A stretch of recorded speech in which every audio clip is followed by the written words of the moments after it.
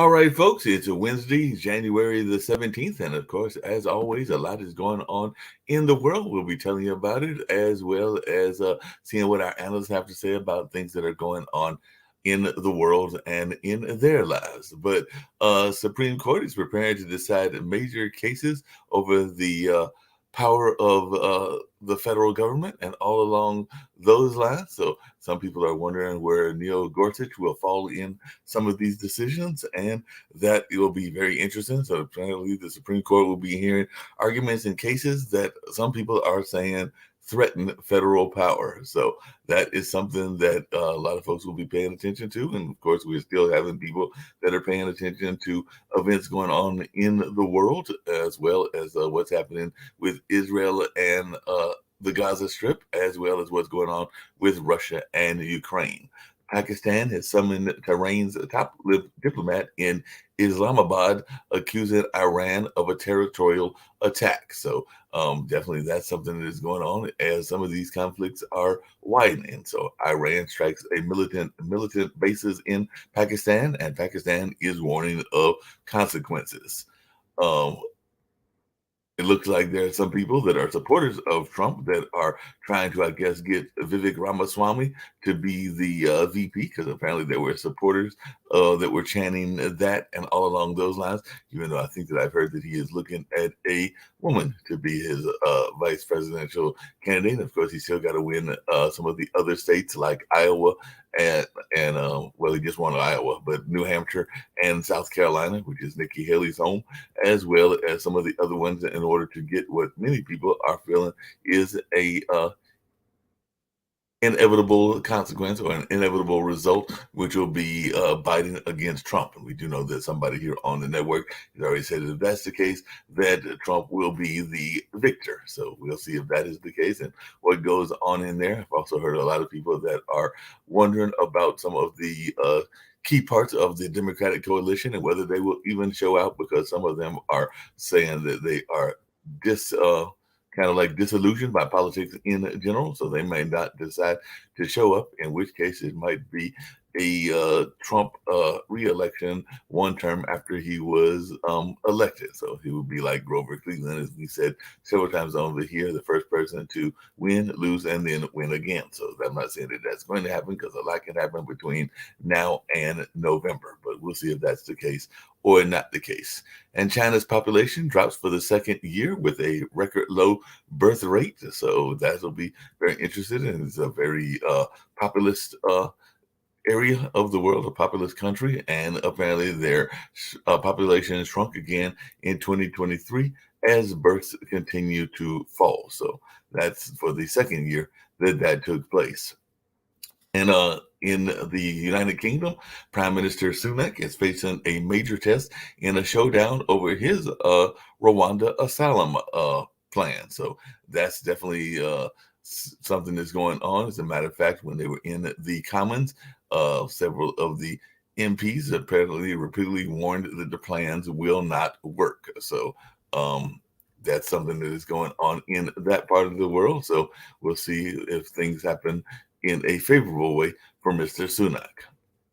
And the U.S. has launched new airstrikes against Houthis in Yemen, targeting anti ship missiles. So that's something else that we're seeing as the conflicts widen in the Middle East. As a matter of fact, the U.S. is set to redesignate Houthis as a terror group. So Houthis to be relisted as a terrorist group after the Red Sea attacks. And that's something that the Biden administration is doing. And world leaders are concerned about the Mideast war escalating after attacks in Lebanon and Iraq. So definitely looks like Israel and Hamas have agreed on a deal on medicine for hostages and aid to Gaza, according to Qatar. So we are seeing that there might be some brokered deals that are going on, and apparently Qatar was playing a role in that. So definitely that's something that we're going to see in the news.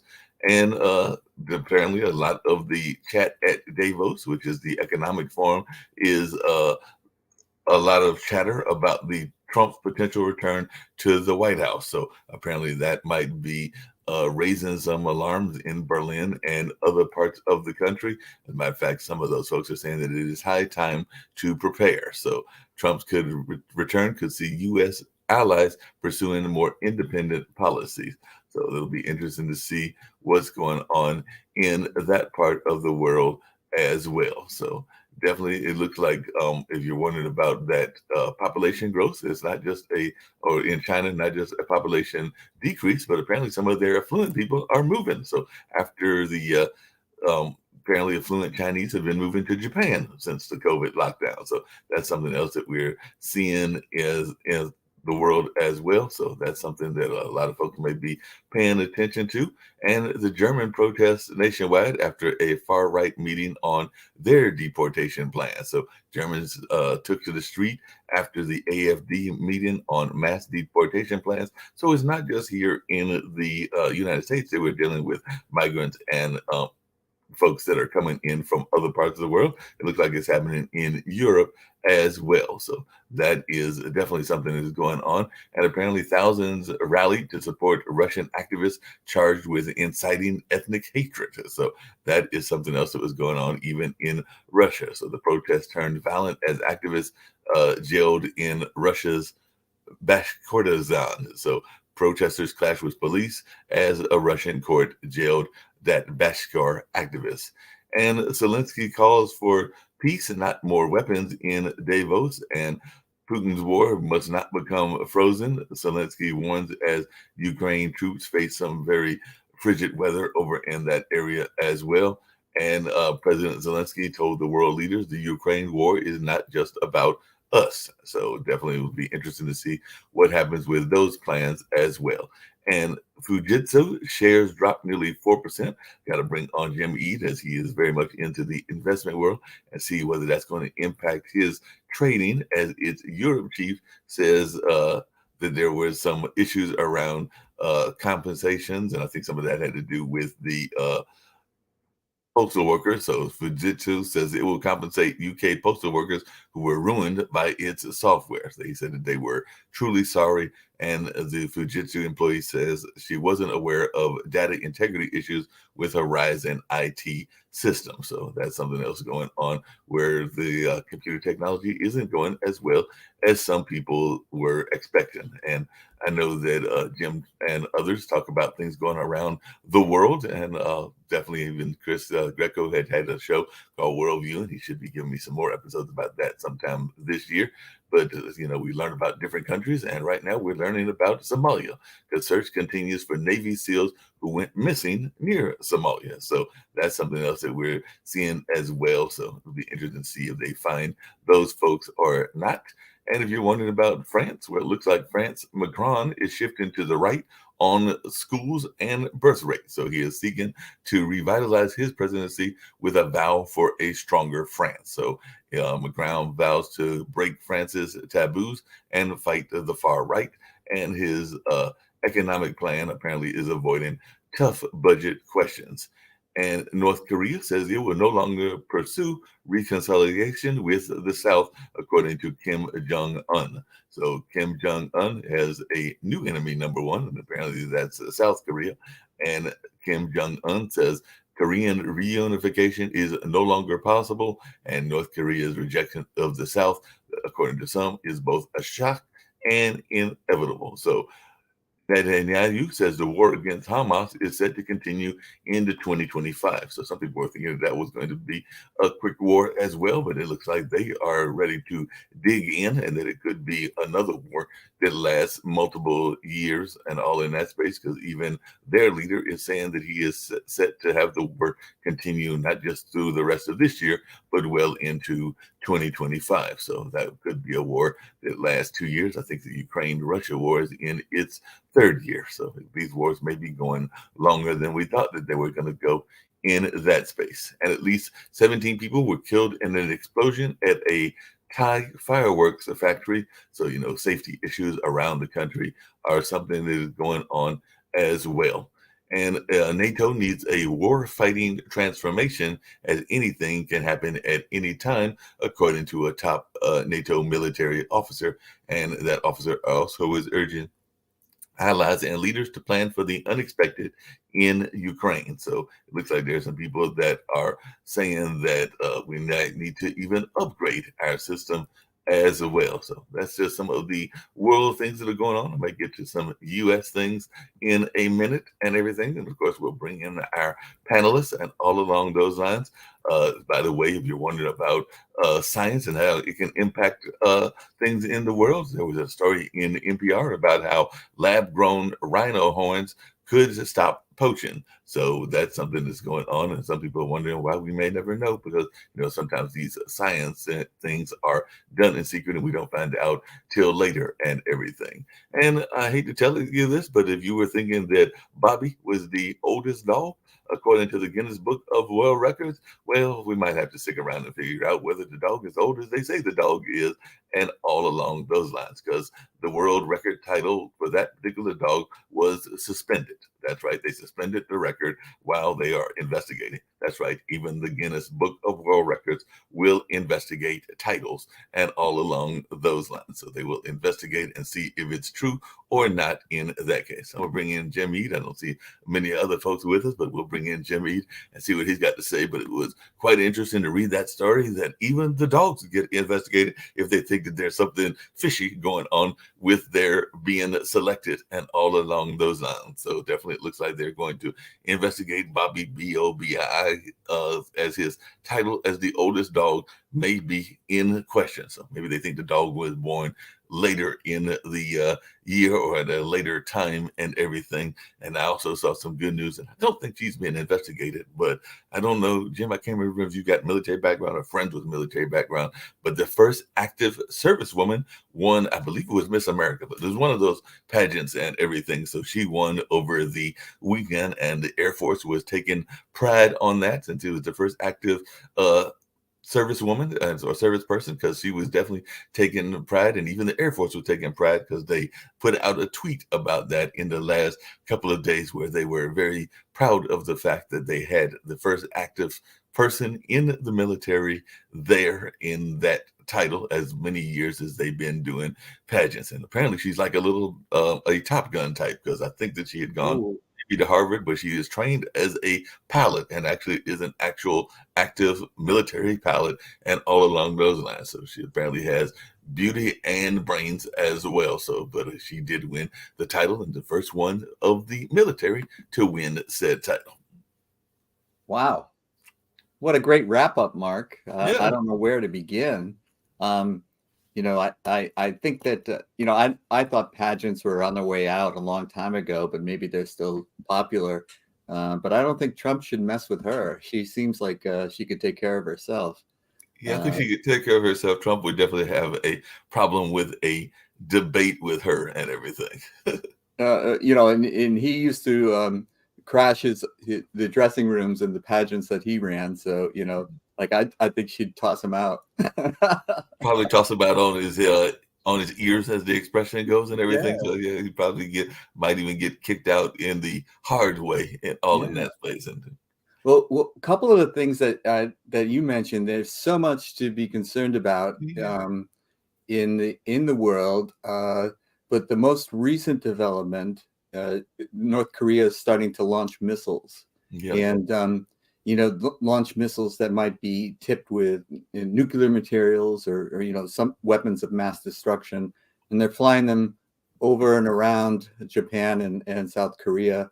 And the reports are that Kim is ready for war, and that's really disturbing, because as much as Trump wrote love letters to Kim, that guy's very dangerous. And of course, we don't expect South Korea and North Korea to unite, but they should be able to live in peace. And the saber rattling is very disturbing to me. Who knows what a dictator will do in any given moment? It's not like the military in North Korea is going to talk him out of it. So if he decides to do something just because he's nuts, or having a bad day, this could result in massive destruction. And I know that Japan is arming, South Korea is arming. It's very disturbing. But that's only one of the things that's going on in the world that's deeply unsettling.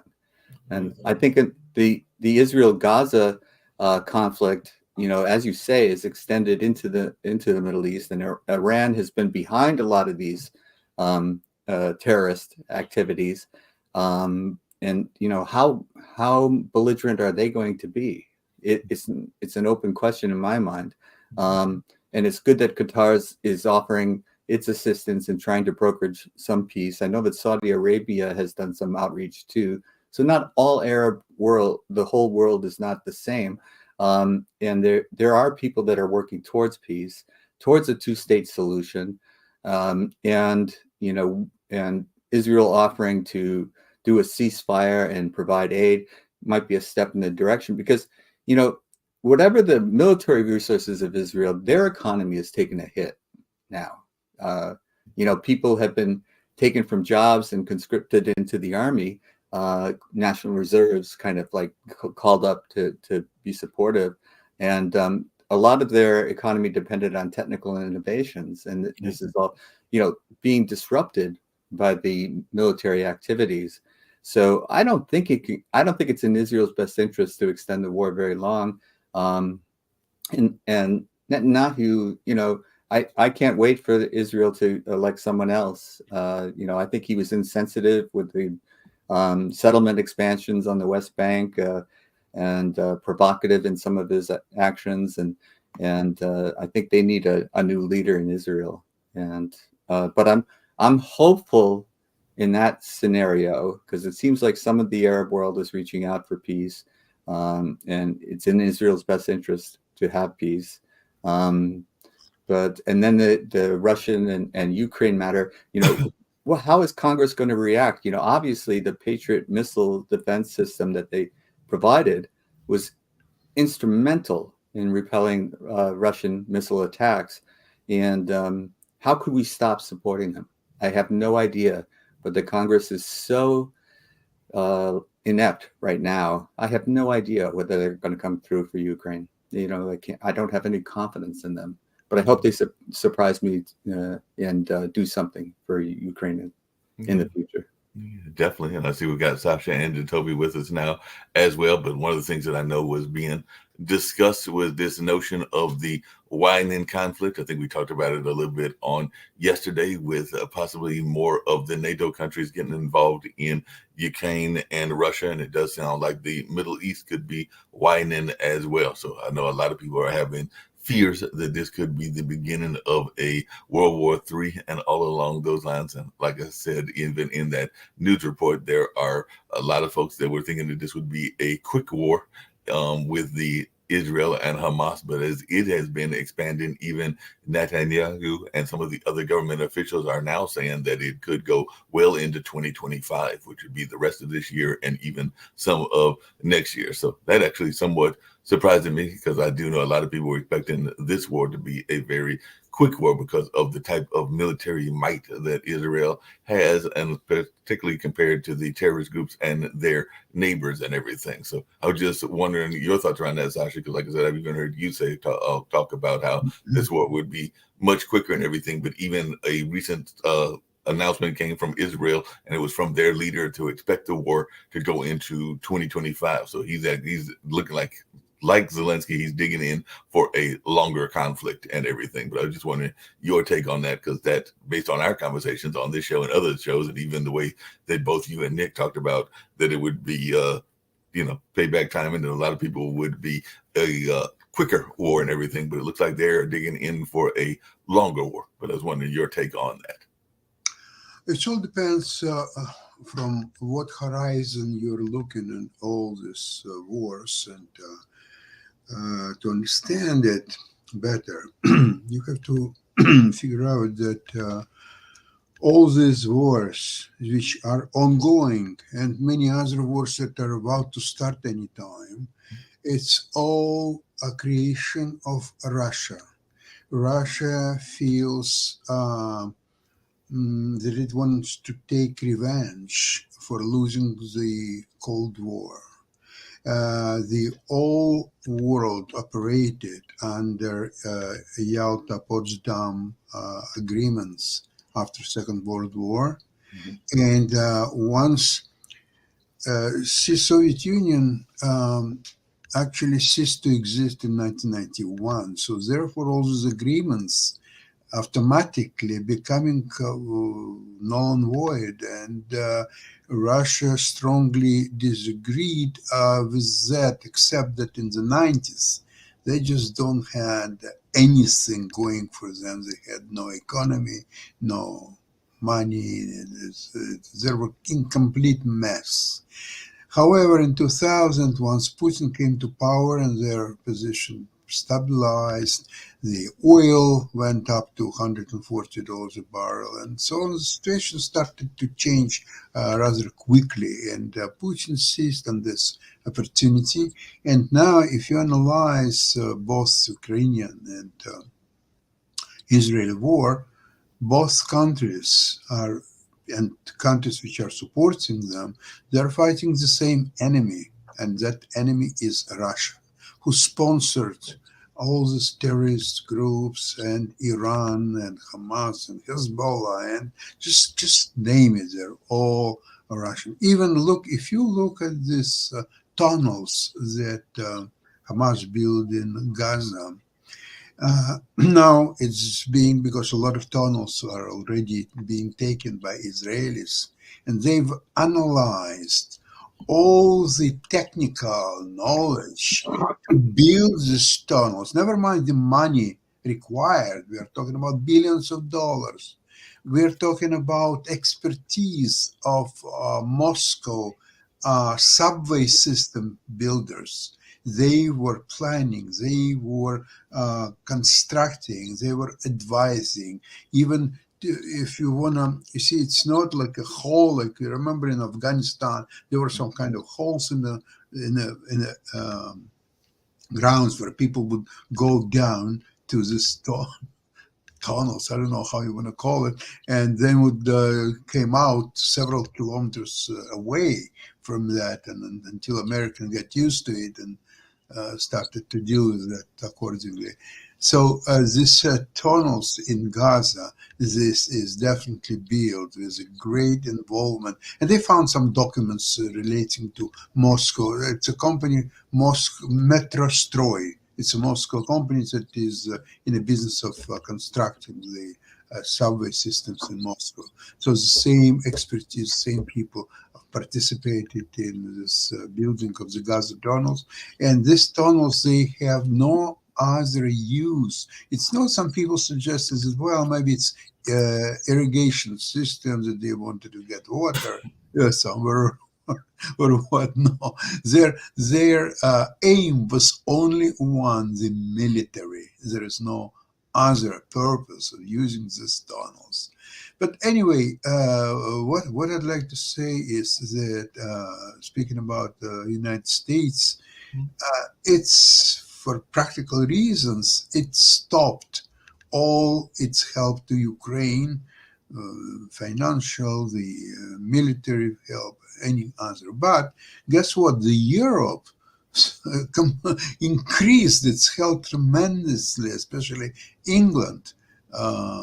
They got all these bilateral agreements, and interestingly enough, it's not only that England will help to defend Ukraine, it's vice versa as well. If England will need Ukrainian help, it's there. Ukrainian, by the way, Ukrainians are very interesting people. Back when it's happened 9/11, Ukrainians were helping US in Iraq, and then later on in Afghanistan. They had their troops available, so Americans used them, and they were, even at that time, they showed themselves as excellent fighters and excellent military personnel. So I think Russia will learn its lesson in Ukraine full. And if US, see, don't forget with the US, there's still unclear situation whether Trump could become a president. If that's the case, then of course there will be no help to Ukraine. Furthermore, There will be dismantling of NATO. U.S. will be taken out of NATO. He will have probably some possible alliances with countries like Russia. And so America will take Russia's role as supreme terrorist organization. God forbid. Well, it feels like it and everything. But speaking of which, and everything along those lines, and speaking of America and Trump, and all along those lines, we know that he's facing several charges of different types, everything from things dealing with the election to sex abuse to a number of other things. And one of those cases is actually going to be taking place it's actually going on now, and that is the damage trials with Donald Trump that is featuring E. Jean Carroll, and apparently Trump must pay dearly for what he's done, according to his lawyers, what they told the jury on yesterday. So this is one of those defamation cases and cases around sex abuse and all in that space. So will this case hurt his chances of being elected and everything? Because that was something that I saw on the United States side, and I also saw something that I'm going to ask Toby about that Nikki Haley said as well. But anybody want to jump in as to E. Jean Carroll and the impact of these various trials? But this is one that is at the center stage right now. Well, it's interesting to me that it's such an obvious pattern for Trump to keep shooting his mouth off when he should shut up. And this trial, it was an accusation of rape, and it got lowered down to sexual assault. But he had to pay damages. He was ordered to pay damages. And of course, Trump's main defense is delay. And so he appeals, and so it goes on and on. But when the defamation suit was settled, when he had to pay, he kept bad mouthing the woman and insulting her, and so she filed another suit to make him stop. And will he stop? No. He never seems to suffer consequences, and he keeps doing the same rotten things over and over again. But at some point, the country is going to realize that this is not someone who should be leading anything, and let alone the country. And I think that what we saw in Iowa is that there is an evangelical base that's going to vote for him no matter what. About 60% of the people polled in Iowa said that even if he was convicted of a felony, they would still vote for him. Now, this is the hard right Republican base in Iowa that's saying that. But that meant that over 30% of them said that they wouldn't. Okay. So, and if you extend that to independents, I think it goes, it flips. And I think you're getting like the vast majority of independents wouldn't vote for him if he was convicted of a felony.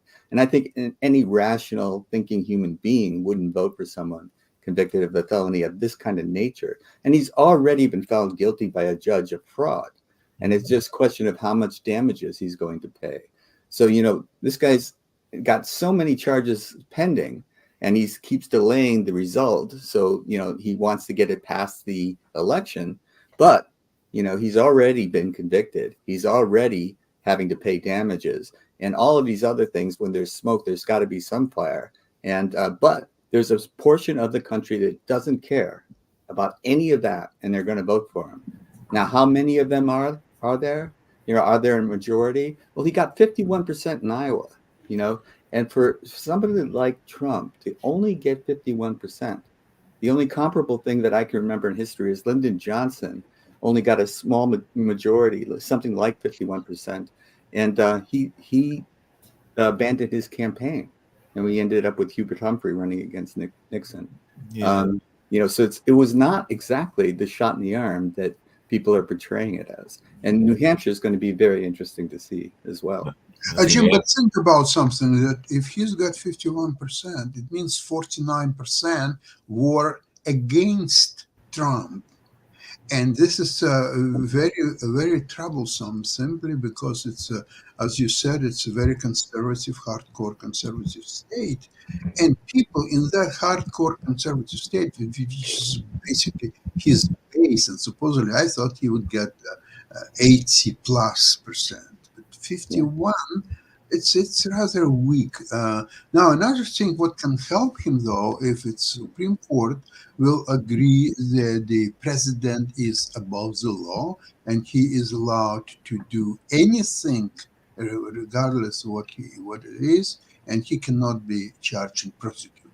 Now, if that ruling will happen, then Trump is essentially immune from all these prosecutions and all these charges and everything.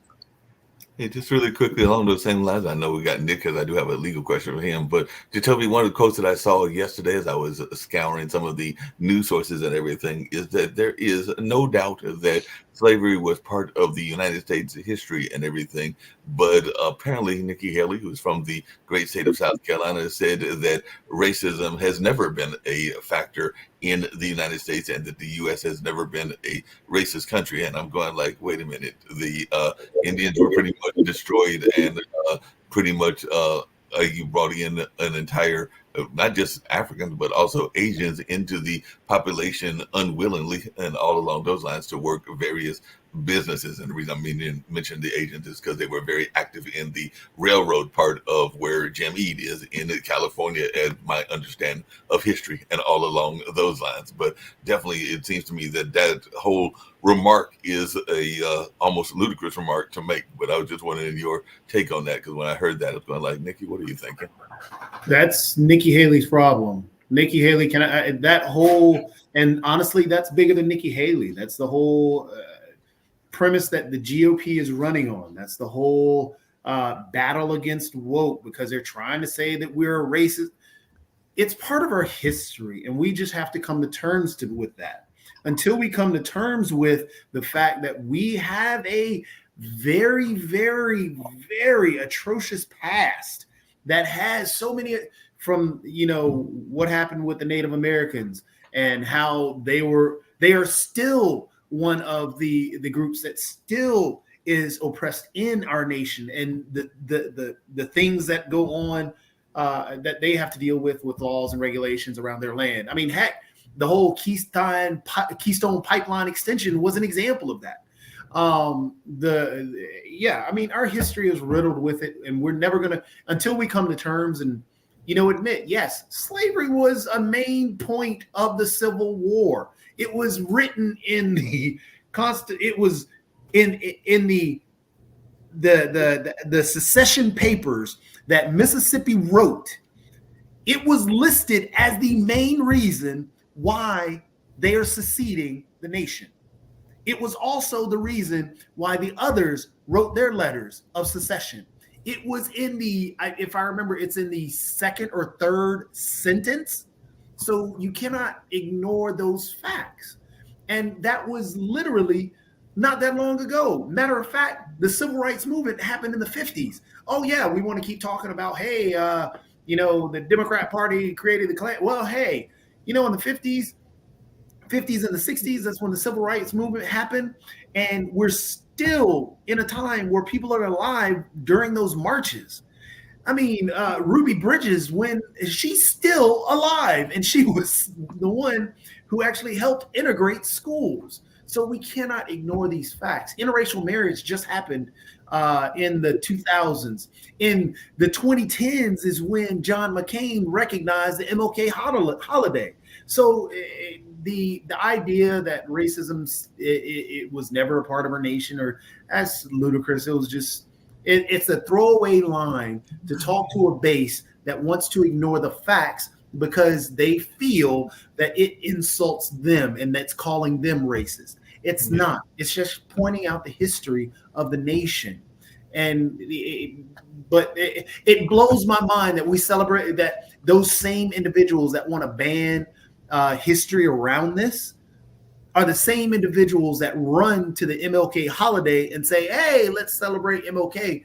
This is the same guy that you would call woke today. The same guy, the same guy that was protesting, that had to march peacefully down the streets against, I mean, unimaginable. Speaking of his woke ideas, or some what people would consider woke ideas, one of the things is I was studying and looking up King recently, and actually we played on this network, one of his speeches, From Chaos to Community, Where Do We Go From Now? Go From Here? And I probably said the book backwards in terms of the title and everything. But that being said and everything along those lines, one thing that he talked about, and Nick, I'd love to hear your thoughts around this, as well as Sasha, who is in the investment space, and even Jim, who's in the investment space. But surprisingly, in 68 or 69, when he made that particular speech and everything, so we're talking many years ago, he talked about the amount of money that we spent on wars, and in that time he was talking about Vietnam and the amount of money that we spent on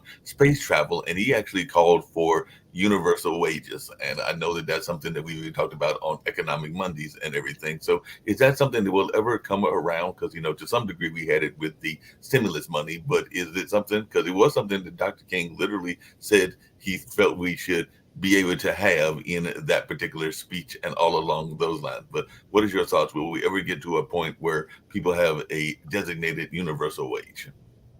I'm going to defer to Sasha because his hand was up, but then I'll comment. Sasha. I had a question to Jetovi. U.S. is not a unique country in the world that had a slavery. There were many, many other countries. I'm not talking about Greece 2,500 years ago. I'm talking about even the same time when the U.S. had this war caused by slavery. I'll come back to that in a sec. There was slavery in Russia, but unlike the U.S. slavery, they enslaved their own people. They didn't have the Portuguese slave traders coming to Russia and say, "Okay, we have slaves for you. Take them." No, nobody came to Russia with slaves. They enslaved their own people, and that slavery was going for centuries until Alexander II. He abolished in 1861. He abolished this slavery. They called it a different name, but it was nothing but slavery. The only problem is that they were free, but they didn't have a land. So they couldn't exist. So they were better off as slaves than the free people, but with no land, no money, nothing. Now, what's happened in U.S.? Look, I of course, I don't know history of U.S. as well as you do, but something just doesn't add up. So you're saying that slavery was a cause of war. Okay, let's look at it. So here's U.S., here's the South when there is a slavery, and the economics of slavery in the South was justified because of the agricultural nature of the land in the South, and there was a North industrial, North building up a new society where there was no need for slavery. Slavery wouldn't work in North. They needed free people to work in the factories and the different enterprises and so on.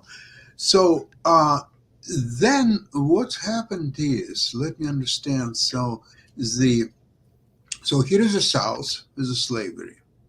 Everything is okay, and here is the North where there is no slavery, and it is okay. So at what point either North said to the South, "We hate whatever slavery you have, and we want you to stop it," and they refuse, and so North started the war against South, or it was vice versa. South said that, okay, we don't like what you're doing, so you don't have slavery, that's your own business. If you want to get out of this and keep our customs and our way of life and so on.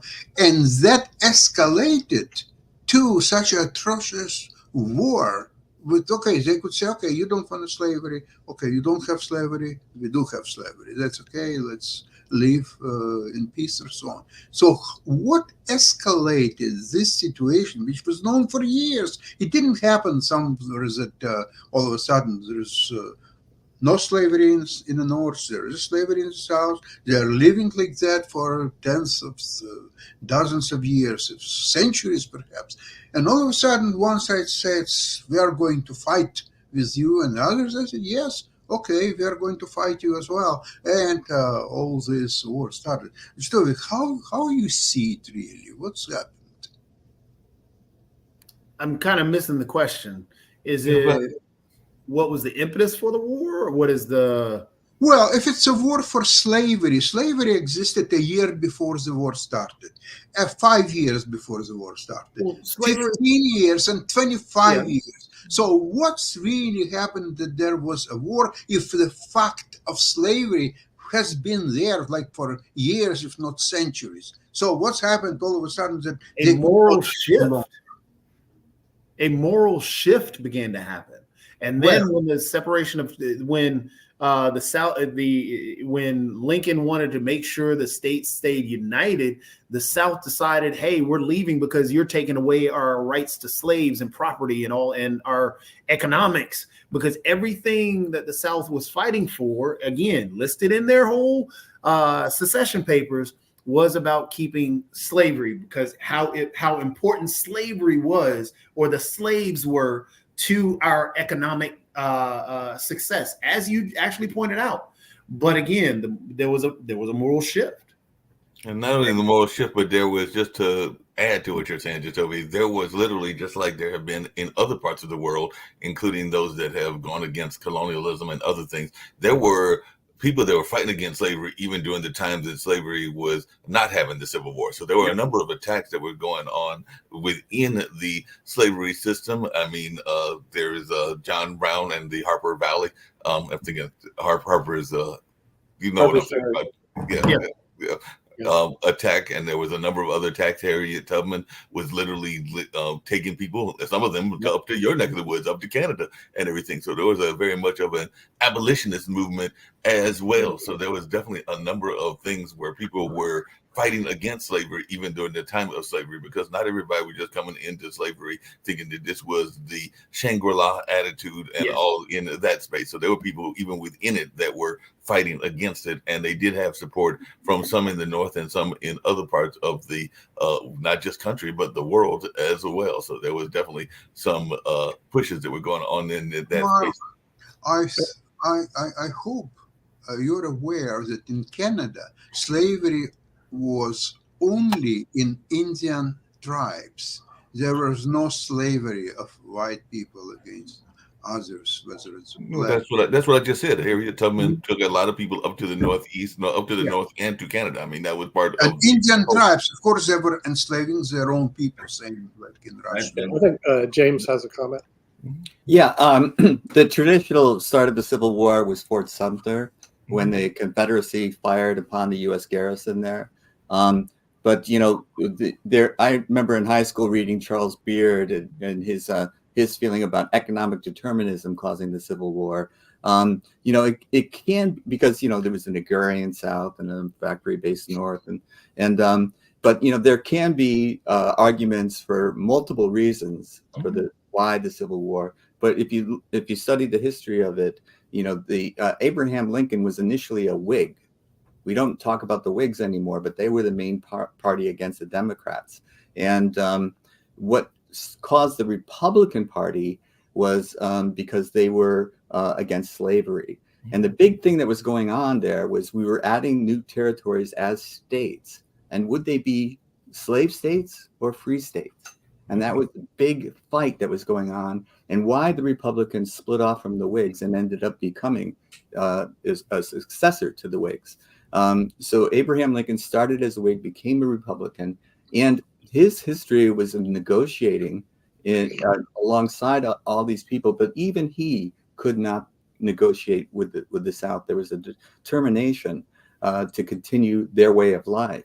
And, you know, I wasn't alive in the 50s, but I was in the 60s, and I was heartbroken by the assassinations of Bob Kennedy and Martin Luther King. But at that time, the Mississippi was saying they wanted to preserve the Mississippi way of life, which included sharecropping and lynching.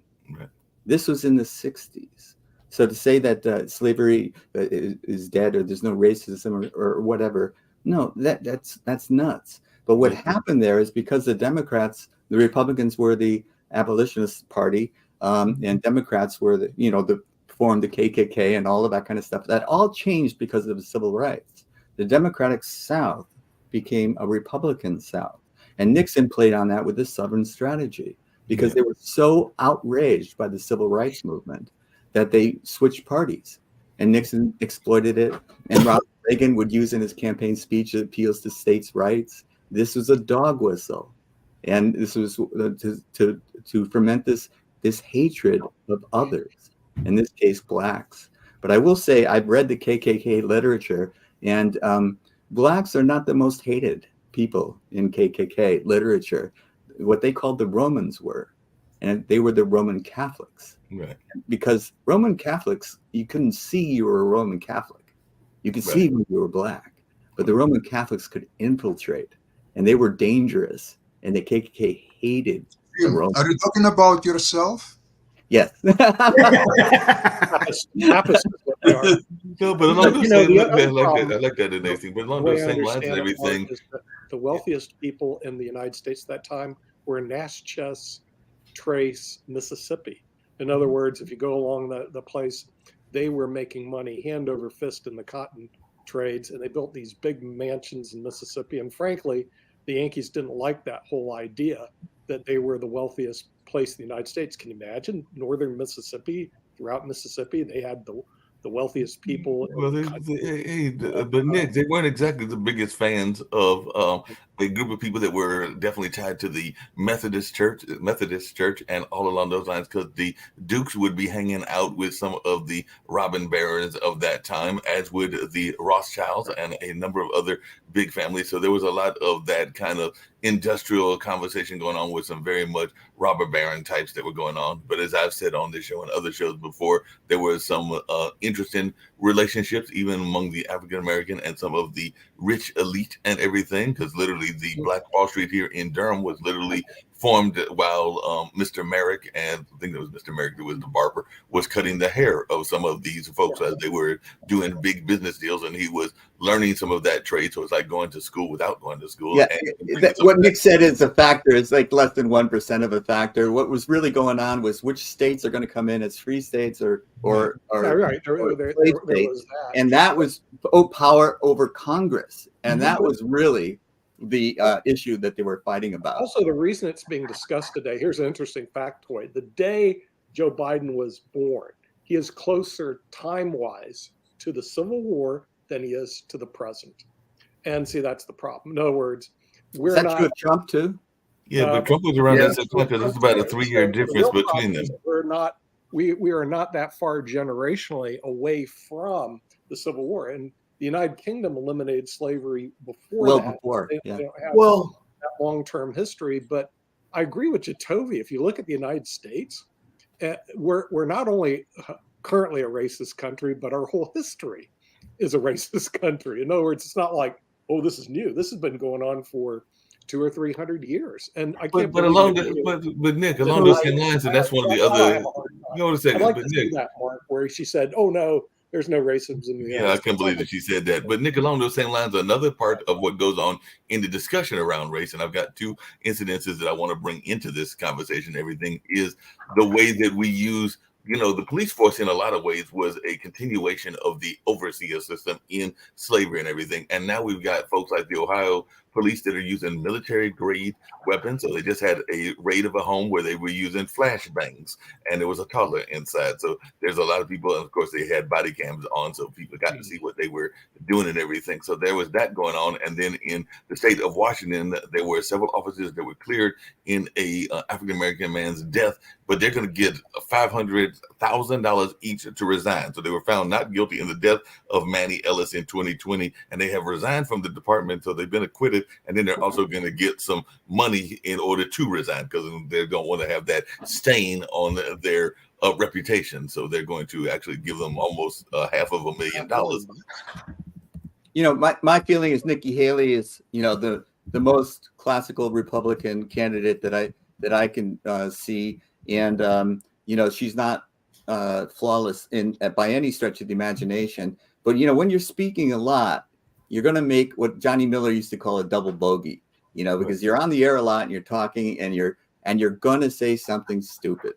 It's just, you know, always happens to some people. This was incredibly stupid. If the reporting that I'm hearing is accurate, you know, but she also made another similar type of mistake. So there may be something about her trying to appeal to a base that you might be trying to appeal to that Christian evangelistic base that y'all were talking about earlier and everything. I said I had one question for Nick, and I got a slightly humorous story that is this international that we can talk about as well. But the Supreme Court is actually going to be talking, and I think Jim might have alluded to it earlier, or Sasha, about some things that could weaken federal rulemaking. So you are the person that is in the legal space and everything. So what is your thoughts around that as a lawyer? Because apparently that's one of those Supreme Court cases, and I hope that we're going to have that show with Carla Pratt sometime in the next month or two to talk about some of these cases and everything. But it looks like they're going to be major cases over the power of the federal administrative state. So as a lawyer, what is your take on this, and where are we going with this attempt to weaken federal rulemaking? Yeah, see, my wife asked me some questions like that, and I said, you know what the answer is? It's complicated, and that's the reason it's before the Supreme Court. Okay, so if I knew the answer and they knew the answer, we wouldn't have to have a Supreme Court. So obviously it's a complex issue. The Supreme Court, when it comes to taking jurisdiction over a case, first of all, they only take 1 out of 1,000 cases, seriously. And only 1 out of 100 attorneys are licensed before the United States Supreme Court. I got licensed because I had a case before the United States Supreme Court. I filed a motion for a certiorari. It was granted. Boing. So all of a sudden we're in front of the Supreme Court. So I had to get admitted before the bar of the Supreme Court. But they only handle certain cases that are of high public interest, or in our case, it was what they call a conflict in the laws. For example, like where and I've been to your court, Jim. I'm licensed before the Ninth Circuit. The Ninth Circuit Court of Appeals is the western part of the United States. It is huge. And then there's the 11th Circuit, which is the southern United States. It is very small. These conflicts take place where the judges in San Francisco will be against the judges in New Orleans, who are in the Fifth Circuit, and the United States Supreme Court has to resolve the conflict. They call it conflict jurisdiction. So not all judges agree, which people are finding out, and that's one reason the political appointees are so important. Because if you look through the Constitution of the United States, it's fluff and stuff language. It's not definitive. Your right to due process. Well, what does it mean? It means whatever the judge says it means. Nothing more, nothing less, said Lewis Carroll. Hey, Nick, along those same lines, because Kelly asked me a question. Hey, Nick, hold on a second.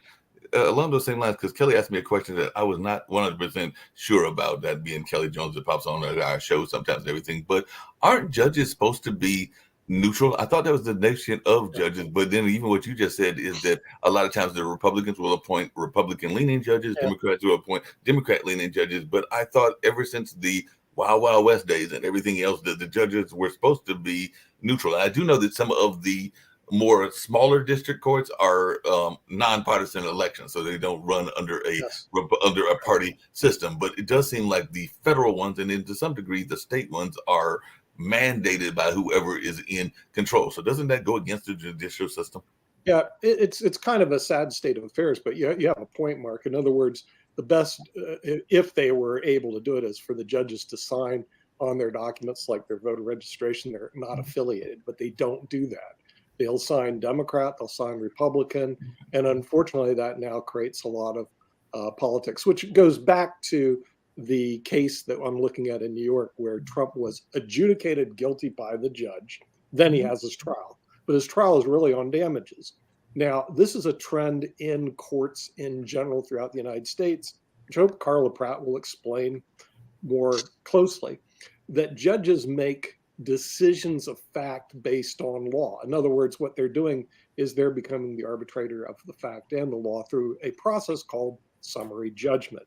So the attorneys, what they do is you file a motion for summary judgment on your behalf. You throw affidavits in, and you kind of hope, it's almost like throwing a Hail Mary touchdown. Kitchen sink.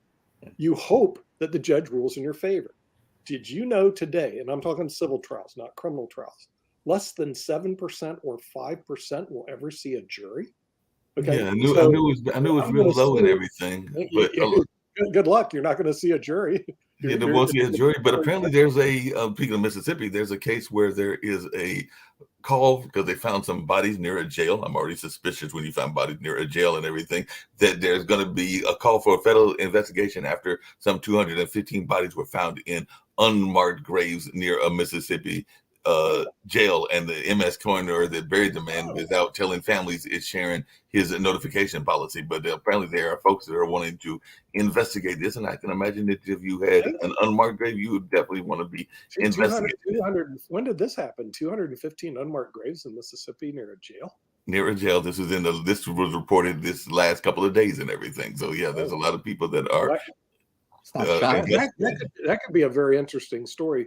I think a lot more interesting than the Secretary of Defense who didn't call in sick, which I think is sick that it's on TV. It shouldn't even be on TV. That should be on TV, but there's the light story that I was going to get to, and we've only got about 3 or 4 more minutes to go. Is apparently, and it's kind of a serious issue, but there is a rape suspect that was accused of faking his death. This was actually in Scotland to avoid justice, and he's denied his identity. So I guess he's going around saying that I can't be the person that you are saying did it because that person, I'm not that person, because the man was extradited from Scotland and continues to dispute his identity. Ironically, in your neck of the woods, or one of your neck of the woods, because this is in a Salt Lake court and everything. So a U.S. fugitive has been accused of faking his death to avoid rape charges, denies he is the suspect at the hearing. So he's actually going there going like, it's not me. I'm not really the person that y'all are after. So y'all think that I'm me, but I'm not really me.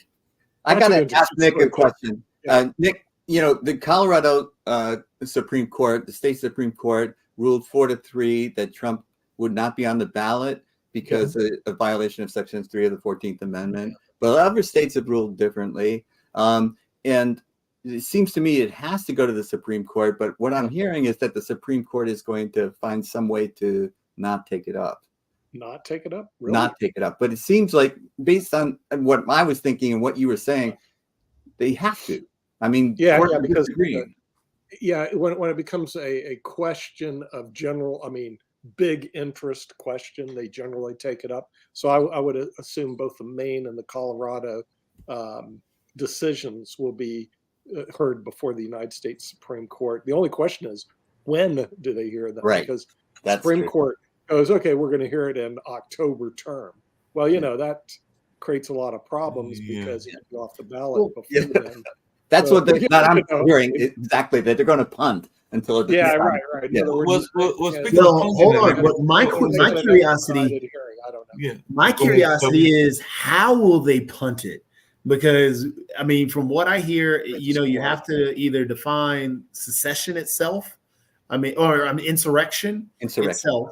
And are they going to do that, or are they going to punt on that piece? Yeah, right. Are they going to punt on the states' rights portion, on how they run elections? There's a lot of punting. Hold on a second, because we only got about another 2 or 3 minutes to go. Speaking of punting and everything, apparently there's a punting going on in the presidential debate, and it's actually involving somebody that we were talking about earlier, because the next Republican presidential debate has been canceled after Nikki Haley said she won't go if Trump won't go. So it would have been a debate, I guess, between Nikki and Ron DeSantis, and now she's saying you won't see me there unless Mr. Trump is there and everything. Right. I think she is wise to avoid any debate at all, especially against the DeSantis. Is that she has a huge problem with the Boeing affair. And so far, Republicans downplaying that, and they attack her about that, but in a way that she answered something, and that's the end of story.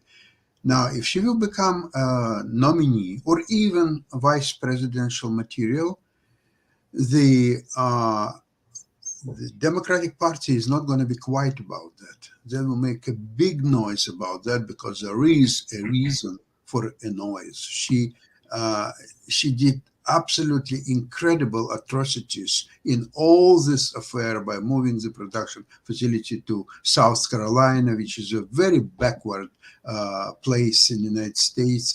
And sorry to say, maybe I think the people in South Carolina would disagree and be. Yes, they would disagree. I understand that. That's actually the whole war. U.S. sources Maybe it's not such a backward. Maybe it's a brilliant place. Speaking of South Carolina, there's a whole battle between North and South Carolina because while we have a professional football team, and even Jacoby knows this because he's got some connections to the sports world, while we have a professional football team in Charlotte, North Carolina, there has been a push and pull between South Carolina and North Carolina because the practice facility is actually in South Carolina, and there has been some talk for years about that football team literally moving to South Carolina, and that could be like one of them midnight run moves where they literally move from one of our major metropolitan areas to another area in South Carolina. And I know that conversation's been going on for about 5 years. It's not happening though. All I can say is Berkeley and Stanford are now part of the ACC, of which Clemson is a member. So is the UNC. Well, I'm giving up my season tickets.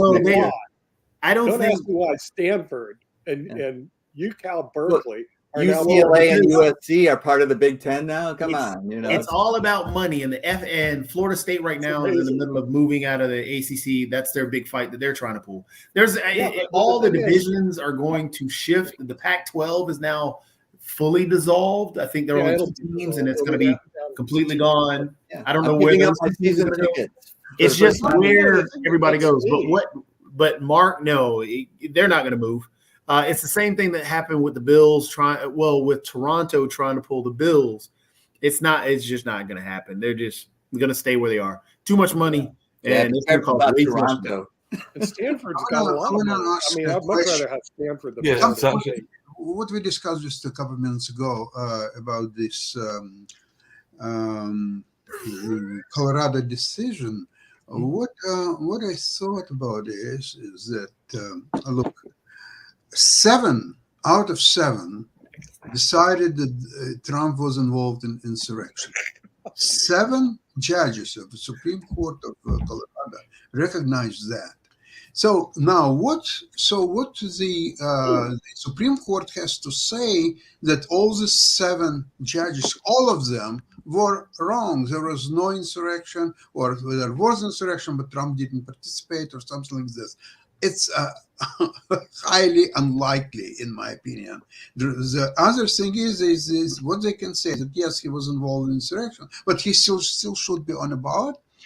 Only very unlikely. So what the present situation in the United States is that each state is responsible for all related election questions. So the Supreme Court of Colorado didn't overstep its authority to make a final ruling on election issue. So now what's going to happen is that the Supreme Court has to say, well, you know what? It's not so. We overrule the decision. And Sasha, part of that will be because of what goes on with the other states, because literally there is doesn't matter. So there could be right here in North Carolina to get him off the ballot. So there's check this out. So there could be states that will remove him from the ballot, and there will be states that will have him on the ballot. What's wrong with that if it's a state issue? So check this out. And that's one thing that I was talking about punting, Sasha. Now, there's another punt that is going to have to happen because this is crazy. Because, of course, around the political realm, they say that judges that were appointed by blank, blank, blank are all unfair. But they don't think that, okay, well, it's unfair for him to be judged by judges that he picked. So he picked a couple of the judges that are on the actual Supreme Court. So people think that those judges are going to be fair because why? Yeah, besides about how they got appointed, Clarence Thomas's wife was involved. That's where I was trying to get to. And he won't recuse himself. That's crazy. She was legitimately making calls to overthrow. So it's like, well, I mean, wasn't Amy Coney Barrett one of the Trump appointments? Or wouldn't she have to recuse herself as well? No. I don't mind who appointed who, but when your wife is involved in what you're going to rule on, come on. And the funny thing, use yourself. That's common sense. His excuse, remember, was I don't know what my wife does. Yeah. Okay. Yeah.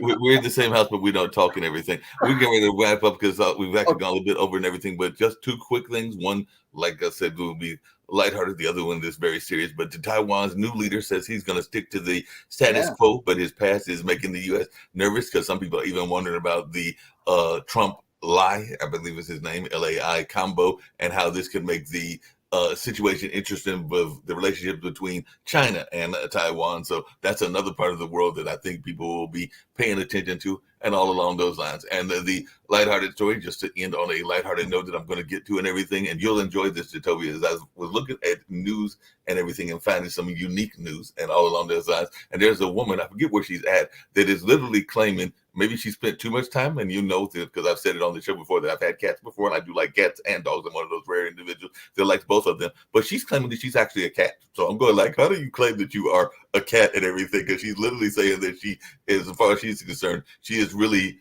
a cat and not a human woman and everything. So I'm going like, so I don't get it. How you gonna claim to be a cat when you got 2 legs? And last time I checked, cats have 4. Well, we'll tune into Modern Investing with Sasha Starr. Because we'll talk more about Taiwan and China. Yes, well, I guess after the New York ruling, and he will lose all his real estate business in New York, he will need a lot of money. And you know what's going to happen? He will accept from China, say, $1 billion, and from Russia, $500 million, and he will attack Taiwan together with China. That's not that far-fetched. That was on Modern Investment. I hope you guys talk about how Elon Musk is holding Tesla hostage right now, because he sold a bunch of his shares to buy Twitter, which is failing. And now he's holding Tesla hostage because he wants more stock in Tesla, because all of his money was built off of Tesla stock. That's one of the reasons why Tesla stock is doing so poorly. It's not just the specific car industry issues or electric cars issues. It's also his personal issues just as well. Yep. Not a fan. Not a fan at all. A lot of people are not a fan of his at all, but definitely get on out of here. And at 1 o'clock, we'll have Modern Investment, and we've got some other shows coming up as well. But this was a robust conversation, and I enjoyed it, and we'll have another one on tomorrow. Okay. Bye-bye, guys. See you. Bye-bye.